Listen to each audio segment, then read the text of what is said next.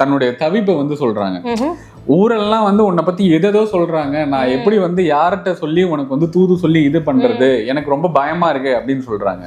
அதுதான் வந்து ஊரெல்லாம் உன்னை பத்தி வெறும் வாயம் இல்ல, தோதாக யாரும் இல்ல தூது சொல்ல. நிறைய பொண்ணுங்களுக்கு அதுதான் பயம், இல்ல ரெட் பிளாக் இருந்துருமோ அப்படின்னு சொல்லி யாராவது இன்னும் பேசுறாங்களே அப்படின்னு. ஸோ வந்து பெண்கள் தான் ரொமான்டிக்கா இருப்பாங்களா, ஆண்களும் ரொமான்டிக்கா இருப்பாங்க அப்படின்ற மாதிரி அடுத்து வர வரிகள். வாய் வார்த்தை பொம்பளைக்கு போதாது புள்ள, கஞ்சாட போல ஒரு பாஷை இல்லை. ஸோ அவர் நாங்க பேசுறத நிறுத்திடணும் இல்லையா? இல்ல யூ கேன் ஹேவ் இல்ல, இப்ப சண்டை வர்றப்ப ஒருத்தவங்கள பேசுறதை விட அவங்க கண்ணுடைய இதுலயே சொல்லிடலாம் அவங்க எந்த ஒரு இதுல வந்து நம்ம மேல கோவத்துல இருக்காங்க, எந்த லெவல்ல நம்மள கோவத்துல இருக்காங்க. காதல் புரிஞ்சிருப்பார் போல இருக்கு, இவ்வளவு கரெக்டா பேசுறாரு.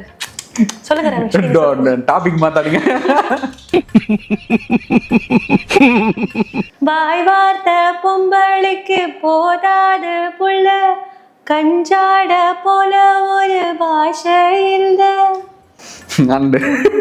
நீங்க என்னதான் பேசினாலும் சரி, ஒரு பெண் அவங்க வந்து உங்களோட அம்மாவா இருக்கலாம், மனைவியா இருக்கலாம், காதலியா இருக்கலாம், யாரா வேணா இருக்கலாம், ஆனா அவங்க வந்து உண்மையை உடனே கண்டுபிடிச்சிருவாங்க நீங்க பேசுறத வச்சு.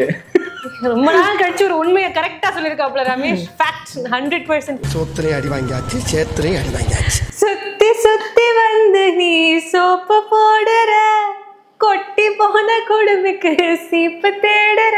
நான் வந்து உன்னை கல்யாணம் பண்ணிக்கிறேன், இந்த வா நீ பேசுறது போது அப்படின்னு சொல்லிட்டு அடுத்த களத்துக்கு வந்து பேசினா பிடிக்காது, பேசலாம் வேண்டாம், ஃபைனலி வா போலாம் வா கல்யாணம் பண்ணிக்கலாம் அப்படின்றதுதான் இந்த லைன். என்ன பார்த்து என்ன கேட்ட ஏட்டு ஏண்டி மாத்துற, கால நேரம் கோடி போச்சு மாலை வந்து மாத்துற. பல கணவன்மார்கள் தங்களுடைய மனைவிகளுக்காக வந்து கேட்கக்கூடிய ஒரு அருமையான பாடல்.